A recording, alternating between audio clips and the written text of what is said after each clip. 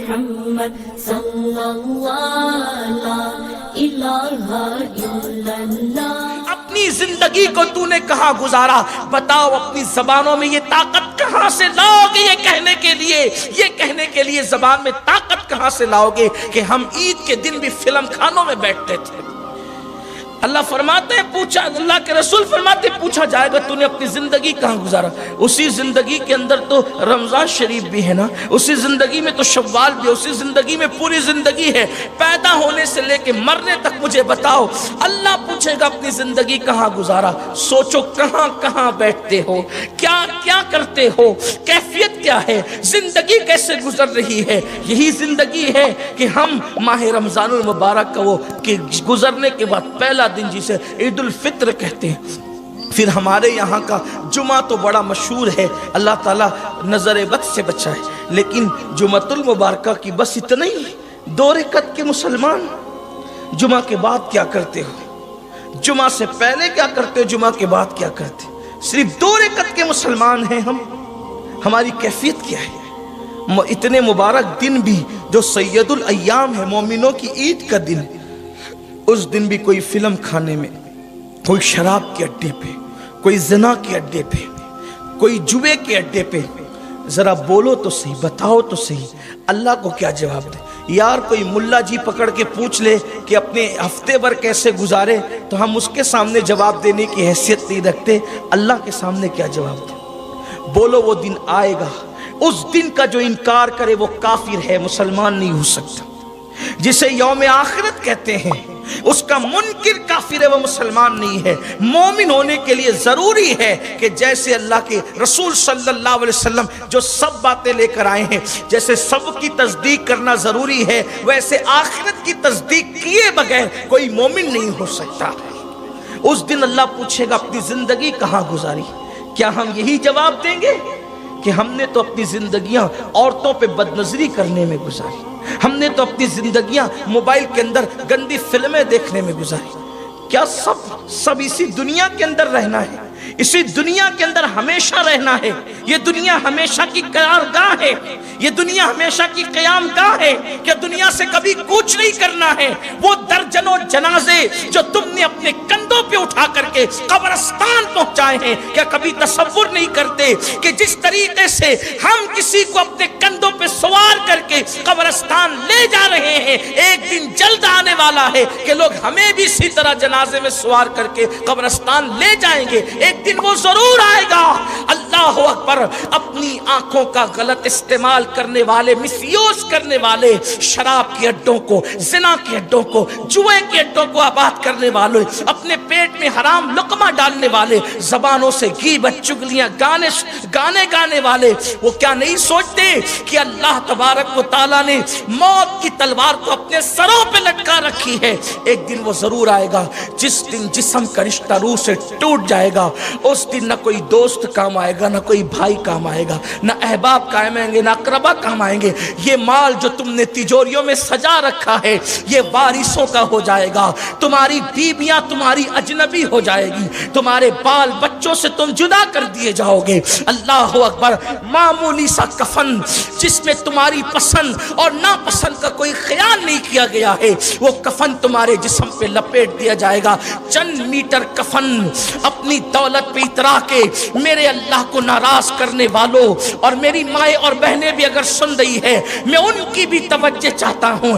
آج جس طریقے سے مرد گناہوں کے دلدل میں ڈوبتے جا رہے ہیں، ویسے عورتیں بھی گناہوں کے دلدل میں ڈوبتی جا رہی ہیں۔ ایک دور وہ تھا مرد گناہوں کے دلدل میں ڈوبتے تھے تو ان کو بچانے کے لیے عورتیں کاوشیں کرتی تھی، عورتیں کوششیں کرتی تھی، لیکن اللہ اب کیا دن آ گیا ہے، آج کیسا دن دنیا نے دکھایا، سیریلوں کی وجہ سے، فلموں کی وجہ سے، ناولوں کی وجہ سے، انٹرنیٹ کی نحوست کی وجہ سے وہ دن لوگوں نے دکھایا کہ آج کل کی عورتیں اور لڑکیاں بھی اللہ اکبر ایسا लगता है कि मर्दों के आगे गुनाहों से निकलना, गुनाहों के माहौल के अंदर वो मर्दों से आगे निकलना चाहती है। अल्लाह अल्लाह, आप जरा गौर तो करें, रमजान शरीफ की ईद आने वाली है, तवज्जो करें, ये मुसलमानों की बेटियों की ईद हो गई। एक ईद वो थी, एक ईद वो थी, अल्लाह अकबर, कि ईद का दिन आने वाला है, ईद का दिन आने वाला है, ईद का दिन आने वाला है, और खलीफतुल मुस्लिमीन के घर के अंदर अल्लाह अकबर बच्चों के लिए ईद के कपड़े नहीं है, तो माँ अपने नन्हे नन्हे बच्चों को ये कहकर समझाती है, बेटा ईद के दिन नए कपड़े पहनना कोई फर्ज वाजिब नहीं है, ईद के दिन नए कपड़े पहनना कोई ना फर्ज है ना वाजिब है, धुले हुए कपड़ों पर भी ईद हो जाएगी। अगर तुमने अपने बाप को मजबूर किया तो कहीं ऐसा ना हो कि तुम्हारा बाप तुम्हारी वजह से गलत कामों में मसरूफ हो जाए या अल्लाह की नाफरमानी कर बैठे।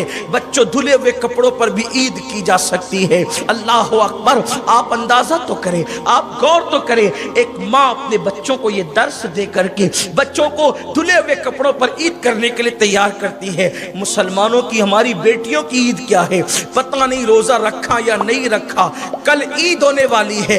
ईद से एक दिन दो दिन पहले आज हमारी बेटियां जो है मेहंदी लगवाने के लिए कहां तक, कंधों तक मेहंदी, ईद के मौके पर कंधों तक मेहंदी लगवाने के लिए मर्दों के पास, लड़कों के पास जा रही है। ये भी नहीं देखा जा रहा है वो मुसलमान है या काफिर। यार मुसलमान भी हो तो कोई जायज नहीं है, बल्कि अगर सगा भाई भी हो और उसके सामने आपने, जवान बहन ने कोनी के ऊपर का हिस्सा खोल दिया तो ये भी हराम है। सगे भाई के सामने भी कोनी के ऊपर का हिस्सा जो ऊपर की तरफ है वो नहीं खोल सकती थी बहन, लेकिन अफसोस, अल्लाह अकबर, बगैर आस्तीन की मैक्सियां पहनकर मेरी कौम की बेटियां मेहंदी लगाने के लिए मेहंदी कल्बों में दाखिल हो रही है।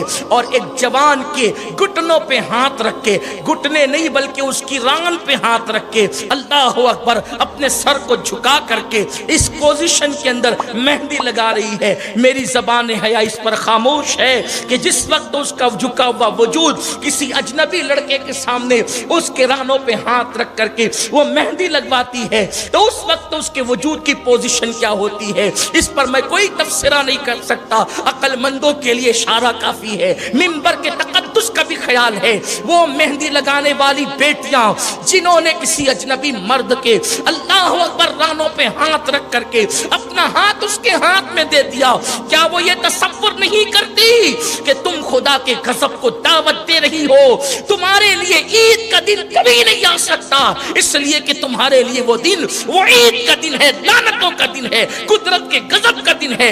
ईद का दिन तो उनके लिए है जिनकी मग़फ़िरत होती है, जिनकी बख्शिश होती है, जिन पे रहमतों का नुज़ूल होता है। उनकी क्या मग़फ़िरत होगी, उनकी क्या बख्शिश होगी, उन पे रहमतों का नुज़ूल क्या होगा जो अजनबी मर्दों के मांडियों पे हाथ रख के, अल्लाह अकबर, कोहनियों तक के, बल्कि उसके ऊपर भी मेहंदियां लगवा रही है। मेरे प्यारे आका सल्लल्लाहु अलैहि वसल्लम के प्यारे दीवानों, सुन लो, दुनिया की दूसरी कौम की बेटियां अगर ये आवारगी करे तो हमें अफसोस नहीं है, क्योंकि उनके पास मुस्तफा करीम रऊफुर रहीम सल्लल्लाहु अलैहि वसल्लम की तालीमात नहीं है, लेकिन हमारे पास तो मुस्तफ़ा जाने रहमत की तालीम मौजूद है। अल्लाह के रसूल मर्द हैं, इसलिए कि नबूवत सिर्फ मर्दों को मिली है।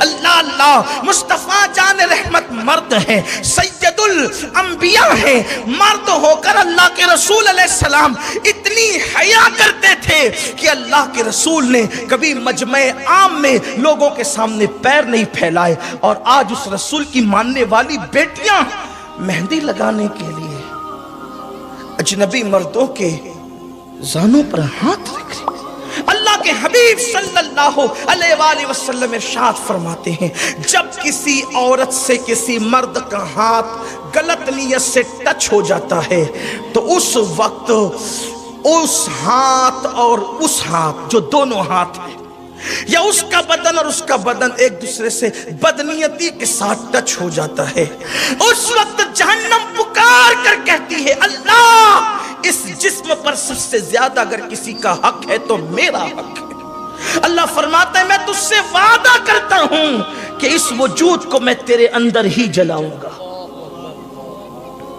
کوئی دنیا کی آگ میں 60-70% جل جائے تو وہ بچتا نہیں ہے۔ آپ سے میں پوچھتا ہوں اور میری بہنوں سے بھی پوچھتا ہوں، چوڑیاں غیر مردوں کے ہاتھ سے پہن کر، مہندی غیر مردوں کے ہاتھ سے لگا کر، کیا تم جنت کی راہ کی مسافر بن رہی ہو میری بہنوں، یا جہنم کی راہ کی مسافر بن رہی ہو؟ اور اس کے بعد پھر بے پردگی سے گھوم کر مردوں کو دعوت نظارہ دینا، اپنے حسن کو بے نقاب۔ یہ دنیا میں کچھ نہیں رکھا ہے، دنیا میں کچھ نہیں رکھا ہے۔ ایک دن یہ دنیا فنا ہوگی، اور دنیا جب فنا ہوگی بالکل ہوگی، ہمارا ایمان ہے دنیا فنا ہوگی، لیکن اس کے فنا سے پہلے ہم ہی فنا ہوں گے۔ ہمیں تو کتنے دن جینا ہے، جینا کتنے دن ہے، زندہ کتنے دن رہنا ہے، سوچو، غور کرو۔ اللہ کے غضب کو دعوت دینے والوں، کتنے دن دنیا میں جیو گے؟ قبر میں ڈال دیے جاؤ گے، لوگوں کی ہڈیاں بھی پگھل جاتی ہے قبروں کے اندر، ہڈیاں بھی پگھل جاتی۔ اللہ کے عذاب سے بچو، اللہ کے عذاب سے ڈرو، اللہ کے غضب کو دعوت مت دو، کیونکہ گناہ کر کے کبھی کسی کو سکون بھی نہیں ملتا، کسی کو کبھی عزت اور وقار بھی نہیں ملتا۔